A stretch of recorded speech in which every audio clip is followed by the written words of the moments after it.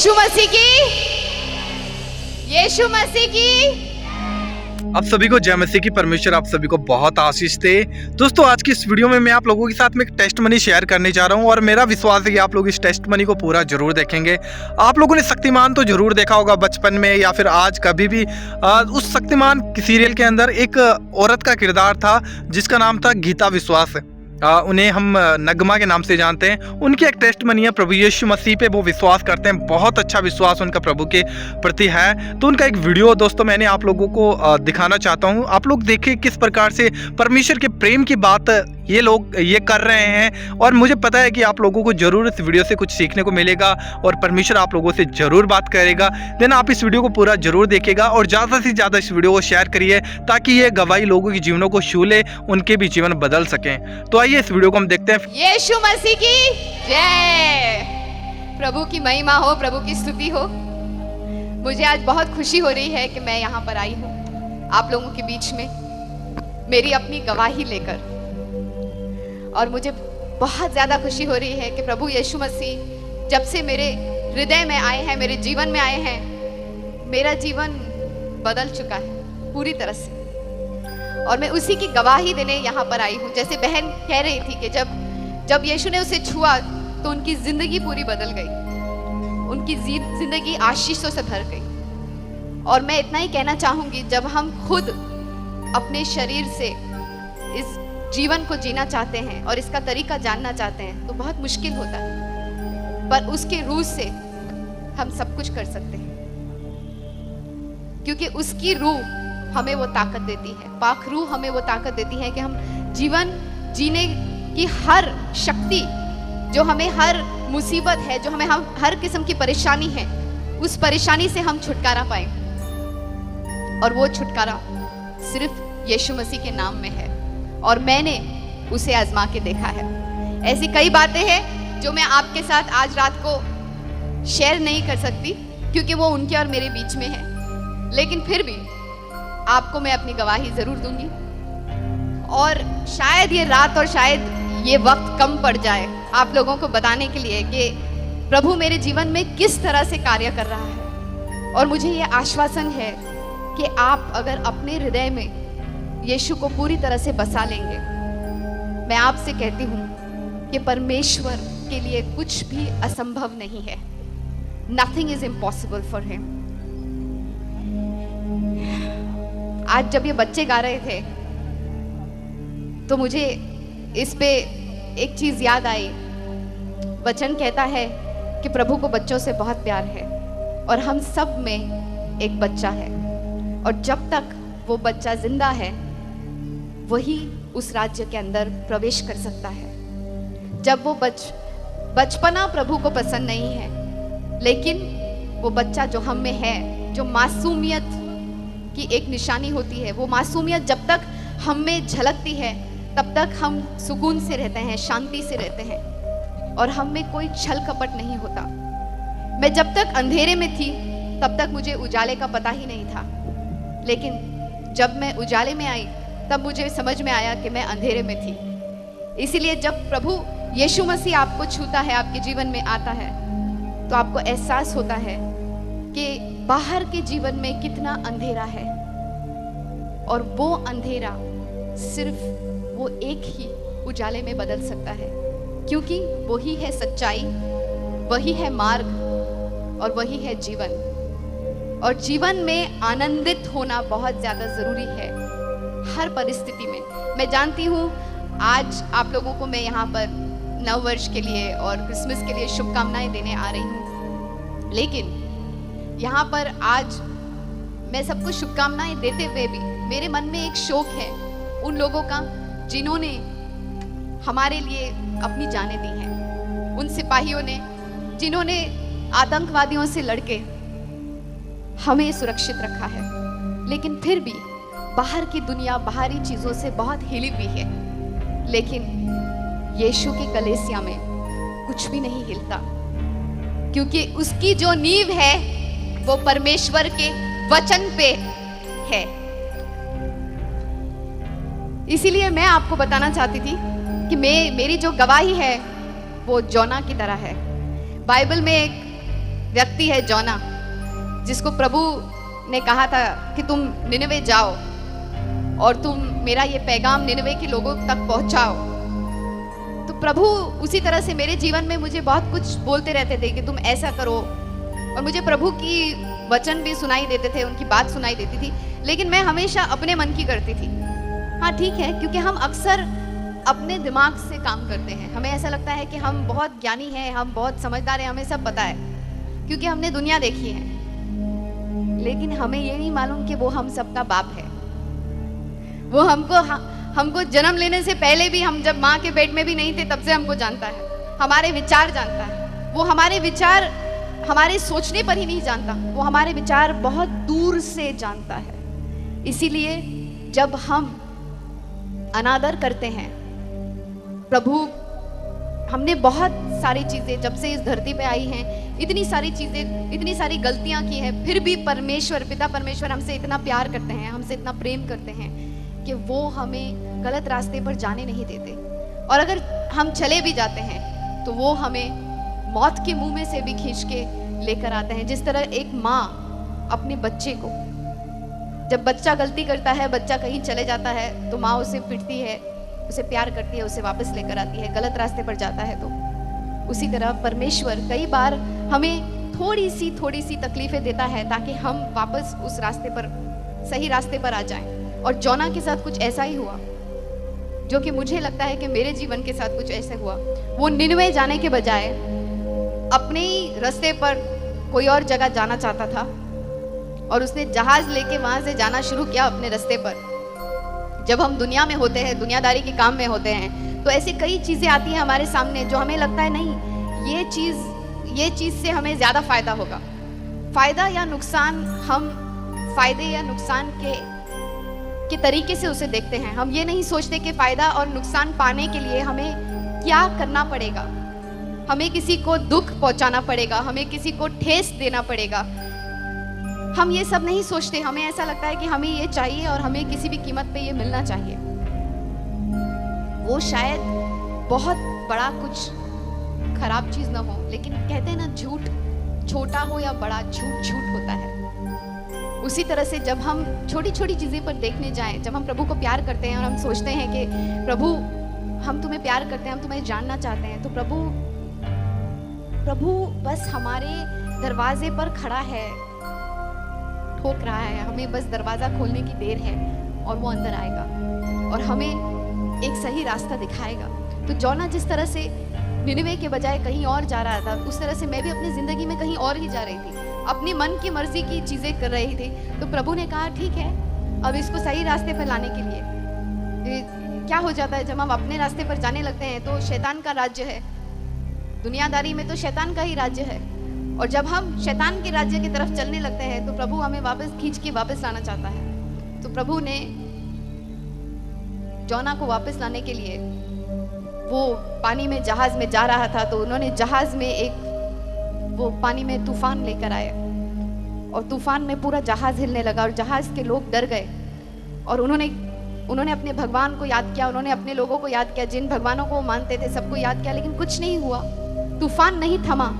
फिर उन्होंने पर्चियां डाल के पूछा कि ये कौन है, और फिर जोना का नाम निकला। और फिर जोना का नाम जब निकला तो उन्होंने जोना से पूछा कि तुम्हें पता है कि ये सब क्यों हो रहा है और कैसे हो रहा है? तो उसने कहा कि हाँ, ये वो प्रभु, मेरा प्रभु कर रहा है, जिसने ये आसमान और जमीन बनाई, जिसने ये समुंदर बनाया, और वो ये कर रहा है। तो कभी कभी प्रभु भी हमारे जीवन में ऐसी छोटी छोटी उथल पुथल करते रहते हैं ताकि हम सीधे रास्ते पर आ जाएं। पर ज्यादातर जो हम हमेशा ही प्रभु को हर चीज के लिए दोष देते हैं वो सही नहीं है, क्योंकि बहुत सारी चीजें, और मैं कहती हूँ कि 90 से भी ज्यादा प्रतिशत चीजें जो हमारी जिंदगी में गलत हो रही होती हैं, ज्यादातर वो सब शैतान कर रहा होता है। लेकिन प्रभु सिर्फ हमें सुधारता है, प्रभु चाहते हैं, प्रभु को क्रोध भी बहुत है, लेकिन प्रभु में बहुत करुणा है, वो हमें बहुत चाहते हैं, वो हमें बहुत प्यार करते हैं। इसीलिए उन्होंने अपने इकलौते बेटे की बलि चढ़ाई हमारे लिए, और उस बेटे ने हम दोनों के बीच में हम दोनों के बीच में जो एक सेपरेशन हो गया था, जो एक अंतर हो गया था हम दोनों के बीच में, परमेश्वर और हमारे बीच में, उस अंतर को उन्होंने अपने लहू बहा के खत्म किया। और जब प्रभु ने मुझे छुआ, जिस तरह से जोना वो बोट में जा रहा था, वो शिप में जा रहा था, वो जहाज में जा रहा था, और जब वो जहाज के लोगों ने उससे पूछा और उसने बताया कि उसका प्रभु ये सब कर रहा है, और उसको जब उन्होंने जहाज से बाहर फेंका, उसको प्रभु ने एक बड़ी सी मछली के मुंह में डाल दिया, और वो 3 दिन और 3 रात तक उस मछली के मुंह में होता। और जब ऐसी स्थिति कभी हमारे जिंदगी में आती है, कुछ स्थितियों को हम बता नहीं सकते, बयान नहीं कर सकते। मेरी भी स्थिति कुछ ऐसी हो गई थी, पर प्रभु ने मुझे आकर जब छुआ तो मुझे लगा कि प्रभु इतना विशाल है कि वो कहीं पर भी, चाहे हम पाताल में चले जाएं या समुद्र में चले जाएं या कब्र में चले जाएं, या प्रभु हमारी आवाज कहीं पर भी सुनता है। और जोना ने रोक कर प्रभु को पुकारा कि मुझे माफ कर दो, मैं ऐसा फिर नहीं करूंगा, मुझे यहाँ से निकालो, मैं वही करूंगा जो आपने कहा है। और फिर मेरे साथ भी कुछ ऐसा ही हुआ कि मैंने कहा प्रभु माफ कर दो, मुझसे गलती हो गई, मैंने कुछ गलत किया, मैं वापस जो आप कह रहे हैं मैं वैसा ही करूंगी, मुझे आप बचा लो, मैं मुसीबत में फंस गई हूँ। तो प्रभु ने मुझे एक बार फिर उस मुसीबत में से निकाला।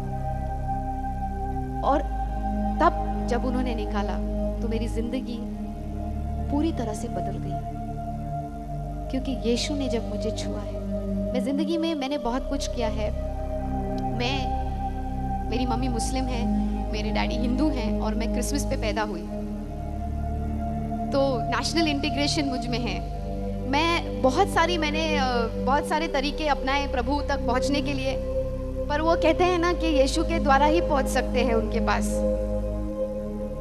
दूसरा कोई तरीका नहीं है, क्योंकि हम लोग सब ही अपवित्र हैं। हम में से एक भी ऐसा नहीं है जो पापी नहीं है। हाँ, छोटा पाप हो या बड़ा पाप हो, पाप ही होता है।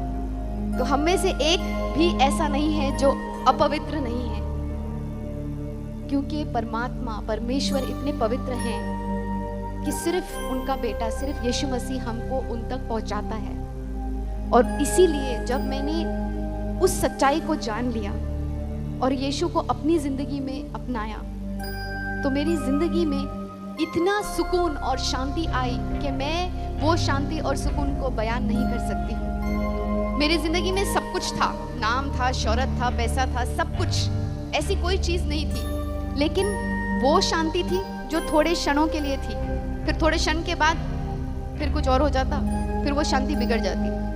लेकिन जब यीशु ने मेरे जीवन में, जब यीशु आए, तो उन्होंने मुझे ऐसी शांति दी कि वो शांति को आज तक मैं भी नहीं समझ पाई, वो मेरे भी समझ के बाहर है।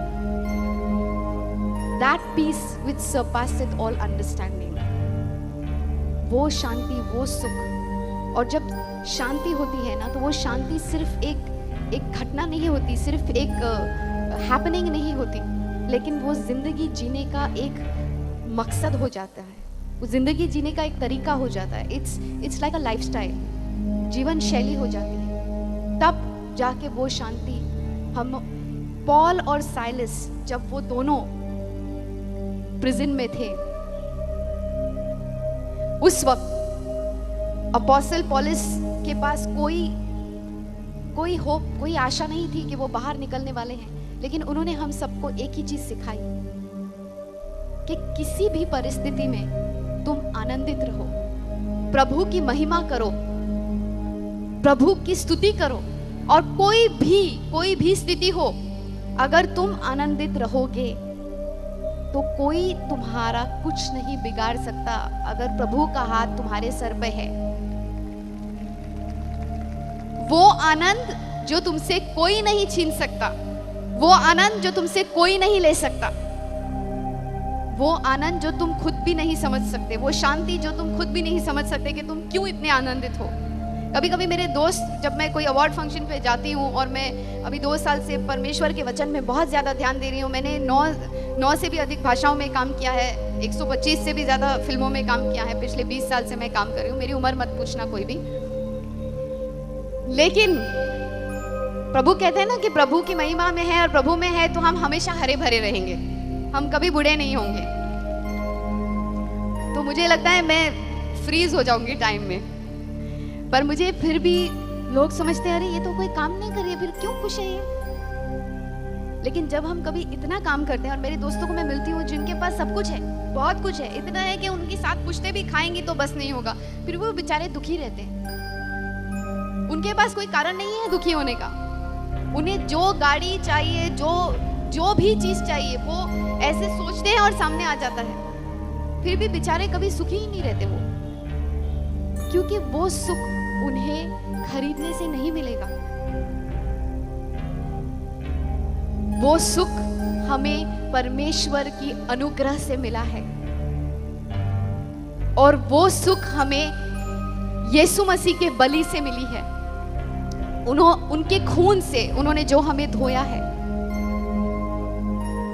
कई बार हमें ये समझ में नहीं आता कि हमारे साथ ऐसा क्यों हो रहा है, लेकिन जब हम ये समझ लेते हैं कि परमेश्वर हर चीज परमेश्वर के कंट्रोल में है,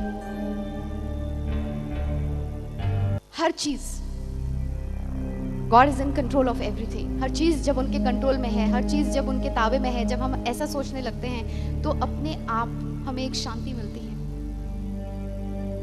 परमेश्वर के वचन के द्वारा हमें सब समझ में आता है कि हमें किस तरह से आगे बढ़ना है। आज मुझे खुद नहीं पता होता है कि मैं कल कहाँ जा रही हूँ।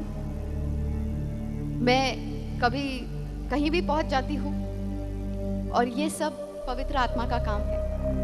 और परमेश्वर जो मेरे साथ कर रहे हैं शायद मैं खुद भी समझ नहीं पा रही हूँ, लेकिन मुझे बहुत आनंद है और मुझे बहुत खुशी है कि आज पहली बार इतने सालों बाद परमेश्वर मुझे इस्तेमाल कर रहा है।